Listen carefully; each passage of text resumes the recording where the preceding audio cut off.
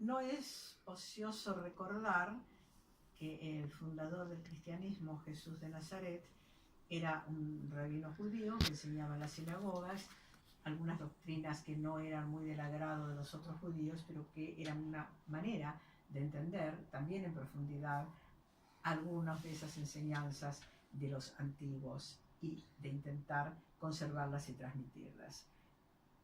Por eso él celebró, y celebraba siempre, pero celebró la última fiesta de Pascua, o sea, el último Pesaj, antes de ser arrestado, llevado a un tribunal y condenado a muerte. Esta Pascua, la de Jesús de Nazaret, es una Pascua judía que es la primera Pascua cristiana y es la que celebra el cristianismo y que recuerda a través de sus libros históricos, los evangelios, los 4 evangelios ortodoxos, canónicos, y también los evangelios apócrifos o dudosos, todos narran este hecho porque es un hecho central para el cristianismo. Las narraciones son diferentes en estilo, pero todos se basan fundamentalmente en recordar que Jesús entró unos días antes de la Pascua a Jerusalén, hizo la subida a Jerusalén desde Capernaum y allí pidió a sus discípulos que organizaran la cena de Pascua. Esa cena es en la cual, sin duda, lo habrá hecho con un pan ácimo, lo consagró, y por eso la hostia cristiana es también ácimo.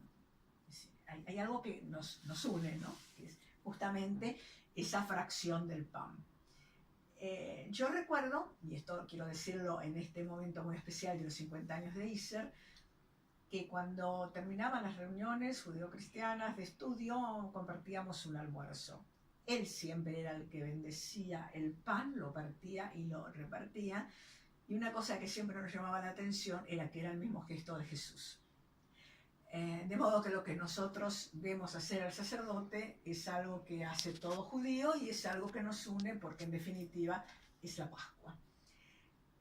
Entonces, pasando ahora a la parte cristiana, vamos a leer un breve texto que se refiere a ese punto en el cual sí hay una divergencia de creencias y algo muy propio del cristianismo, que es la celebración de la resurrección de Jesús. En realidad, la Pascua cristiana es el día de la resurrección. El día, digamos, que sería el correspondiente a la Pascua judía es el Viernes Santo. Después de resucitado Jesús, la idea era que se lo querían ver sus discípulos, y entonces aparece esa necesidad de compartir esa imagen querida que se aproxima y les da las últimas instrucciones. Eso es lo que podemos llamar el final del ciclo de Pascua, y a lo que nos vamos a referir ahora con una lectura de un pasaje evangélico sobre ese punto. Bueno, gracias. Buenas tardes. Evangelio de nuestro Señor Jesucristo según San Juan. Había unos griegos que habían subido a Jerusalén para adorar a Dios durante la fiesta de Pascua. Estos se acercaron a Felipe, el de Betsaida de Galilea, y le dijeron: Señor, queremos ver a Jesús. Felipe fue a decírselo a Andrés, y ambos se lo dijeron a Jesús. Él les respondió: ha llegado la hora en que el Hijo del Hombre va a ser glorificado. Les aseguro que si el grano de trigo que cae en tierra no muere, queda solo, pero si muere, da mucho fruto. El que tiene apego a su vida la perderá, y el que no está apegado a su vida en este mundo, la conservará para la vida eterna. El que quiera servirme, que me siga, y donde yo esté, estará también mi servidor. Vamos a escuchar una breve exposición sobre la tradición de la Pascua por Dulce María Santiago. Gracias, Ivo Kravik, por la lectura. Bueno, muchas gracias, Celina. Bueno, esta lectura de San Juan vemos que manifiesta esa continuidad entre lo que es la Pascua judía y la Pascua cristiana. Fíjense que hay incluso esa apertura en el mundo antiguo a otros pueblos, había griegos asistiendo a la Pascua judía, significa que realmente hay una, podríamos decir, profunda significación de apertura al pueblo en la celebración de esta festividad, y que tienen ambas, tanto la judía como la cristiana, el significado de un paso, de una liberación que ha sido histórica, como bien ha narrado Graciela, y una significación que va más allá, podríamos decir, en el significado del cristiano, en el que es el paso entre la vida y la muerte, y el que no muere no puede alcanzar la vida eterna. Es decir, la imagen de la vida y de la muerte están presentes en esta Pascua para conmemorar de alguna manera la fiesta más importante que tiene la cristiandad, que es precisamente la muerte y la resurrección a la vida futura de Jesucristo. Esa resurrección es en lo que se funda precisamente la fe cristiana, y que ha querido, digamos, que sea justamente en la Pascua judía, es decir, para mostrar esa afiliación que él tenía con un pueblo y con una cultura. Por eso esa manifestación de gestos que también tienen, podríamos decir, la similitud de su origen, quieren mostrar esa continuidad entre ambas festividades, y además una festividad que a lo largo de la historia ha sido el epicentro de la celebración cristiana, y que particularmente en nuestro país ha atravesado como distintas etapas. Como nosotros fuimos una colonización española, legamos estos ritos y esta religión que con la evangelización nos trajeron los españoles, y que tenía además una significación social muy importante. Era la fiesta principal, podríamos decir, que se celebraba en la época de la colonia, y donde se trataron incluso de integrar elementos que traían los españoles con algunos elementos también de las culturas indígenas. Y que a lo largo del tiempo esta transformación de la Pascua en una importantísima celebración hizo que la Semana Santa fuera prácticamente una semana de total, podríamos decir, festividad, que estaba precedida por una época de 40 días o cuaresma de penitencia, y que era de participación, podríamos decir, casi total. A medida que va transcurriendo el tiempo, en el siglo XIX, esta celebración va adquiriendo, digamos, podríamos decir, las características también de la época, en cuanto que el proceso después de secularización social y también de la inmigración, que traía otras costumbres y otras religiones, hizo que esto no fuera únicamente, podríamos decir, identificarse con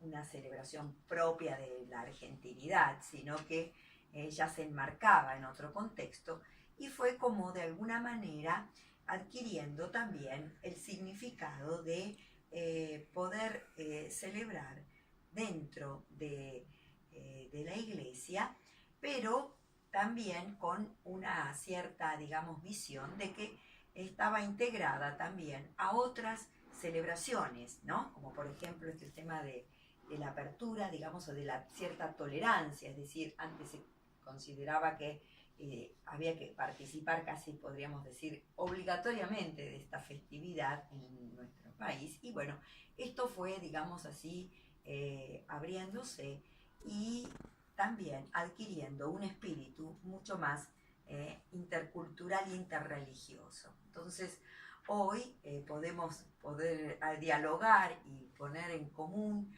¿no? Los significados de la Pascua judía, es decir, de la Pesaj y de la cristiana, porque tenemos una visión, podríamos decir, más unitaria y también más abierta y más dialogal de lo que son las celebraciones religiosas. Muchas gracias. Efectivamente, el cristianismo tiene una larga tradición de celebración de la Pascua y lo ha hecho con diferentes características. Y ya que estamos en un país de colonización, que a pesar de por supuesto, la multiculturalidad que tenemos sigue siendo básicamente de tradición hispánica, tenemos que recordar que en España la celebración de la Pascua era muy importante y que muchos escritores, artistas pusieron su creatividad para celebrarlo, y desde luego los místicos. Fabio Eskenazi, que es un experto precisamente en literatura mística judío-cristiana del barroco español, nos va a presentar un texto que tiene la característica de ser, justamente como estábamos diciendo, intercultural, un poco judío-cristiano, de aquellos siglos.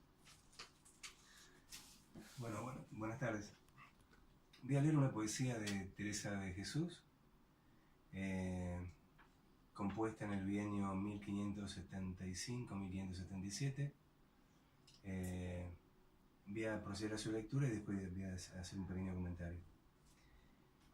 Oh hermosura que excedéis a todas las hermosuras, sin herir, dolor hacéis, y sin dolor deshacéis el amor de las criaturas.